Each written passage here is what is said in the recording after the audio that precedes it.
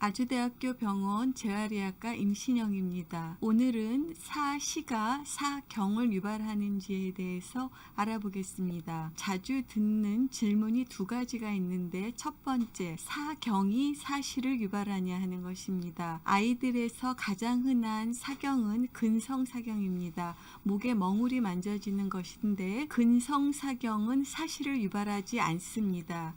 그런데 근성사경이 있으면서 사시가 같이 있는 아동들이 종종 있는데 그것은 서로 별개의 사항이 동시에 우연히 같이 있는 것이지 근성사경으로 인해서 사시가 발생한 것은 아닙니다. 그리고 오늘의 주제인 사시가 사경을 유발하는지에 대해서 알아보겠습니다.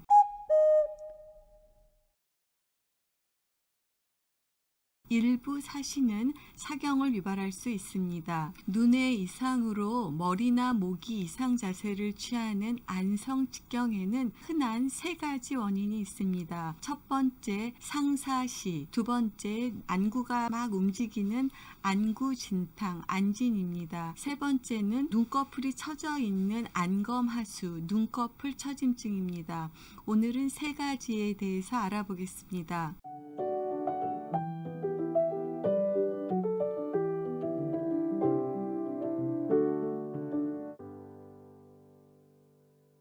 우선 머리와 목의 이상 자세를 다시 한번 말씀드리겠습니다. 이 그림은 고개가 왼쪽으로 돌아가 있어서 좌측 사경이라고 합니다. 이것은 고개가 오른쪽으로 그대로 기울어져 있어서 이것을 우측 측경이라고 합니다. 세 번째 그림은 고개가 앞으로 기울어져 있어서 전경이라고 하고 뒤로 기울어져 있는 것을 후경이라고 합니다.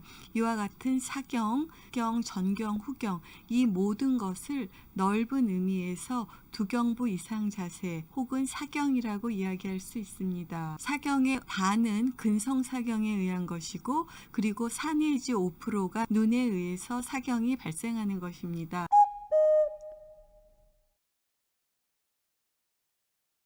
첫 번째, 상사시에 대해서 말씀드리겠습니다. 이 아이는 늘 고개를 왼쪽으로 기울이고 있었습니다. 좌측 측경이 있었는데 고개를 왼쪽으로 기울이면 눈동자의 위치가 잘 유지가 되어 있습니다. 그런데 제가 갑자기 고개를 반대편으로 기울이니까 오른쪽 눈의 눈동자가 위로 올라가는 상사시가 관찰되었습니다. 지금 보시는 이렇게 생겨 있는 근육이 상사근이라고 하는 눈의 안구를 돌리는 근육 중에 한 가지입니다. 이러한 상사근은 4번 뇌신경 또는 활차신경이라는 신경의 지배를 받는데 이러한 상사근이 4번 뇌신경이 선천적으로 잘 발달되어 있지 않든가 또는 여러 가지 이유로 상사근의 기능이 원활하지 않을 때 눈이 위로 확 올라가게 되겠습니다. 상사시가 발생을 하는 것입니다.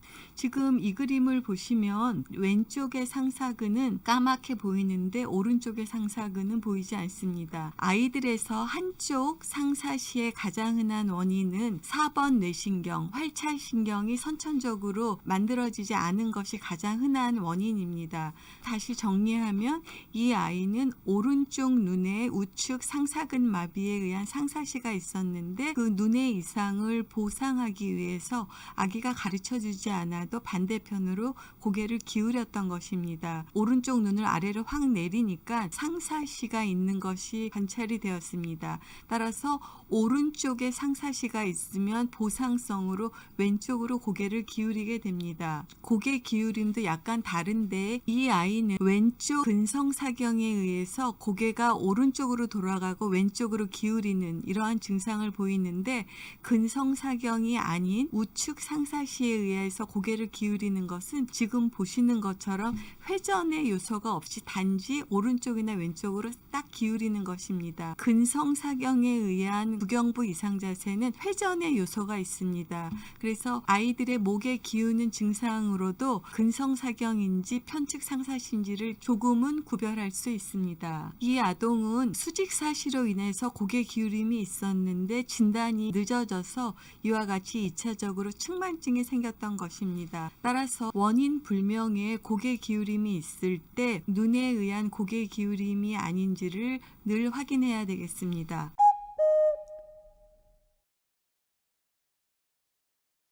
두 번째는 안구 진탕입니다. 이 아동 보시면 안구가 오른쪽 왼쪽으로 계속 떨리는 것을 볼 수 있습니다. 이런 것들을 안구 진탕이라고 합니다. 안구 진탕증 혹은 눈동자 떨림증이라고 하는 것인데 무의식으로 눈이 이렇게 움직이는 증상을 이야기합니다.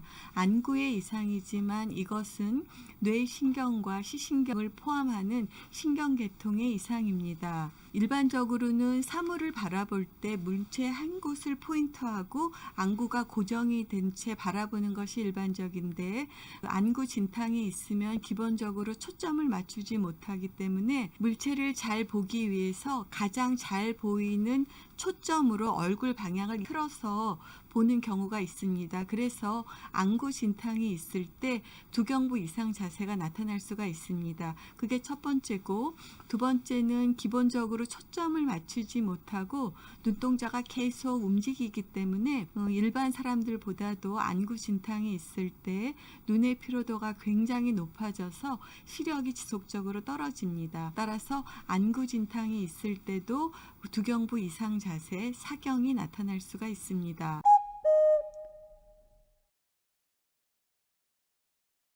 이 아동은 오른쪽 윗 눈꺼풀이 반쯤 내려와 있는 안검 하수입니다. 눈동자의 크기가 오른쪽과 왼쪽이 다르고 오른쪽 윗 눈꺼풀이 아래로 내려와 있는 안검 하수를 보여주고 있습니다. 안검 하수 눈꺼풀 처짐증은 윗 눈꺼풀이 아래로 처져서 눈꺼풀의 틈새가 작아진 상태를 이야기합니다.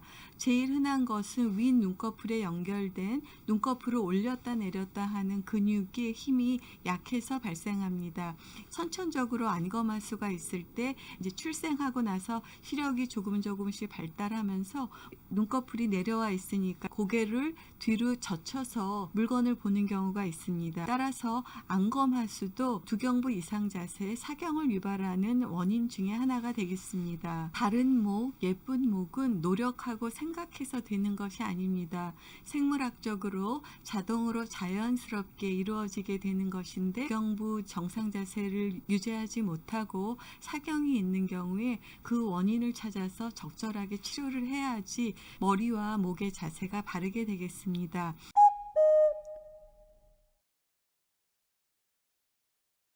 오늘은 눈의 이상으로 인해서 발생하는 두경부 이상 자세 사경에 대해서 알아보았습니다. 첫 번째 상사시, 두 번째 안구 진탕, 안진, 세 번째 안검 하수, 눈꺼풀 처짐증에 대해서 알아보았습니다. 따라서 정리하면 사시가 사경을 유발하는 경우가 있습니다. 특히 상사시는 사경을 유발할 수 있습니다. 두 번째, 아이들의 사경에서 가장 흔한 근성사경이 사시를 유발하는 경우는 없습니다.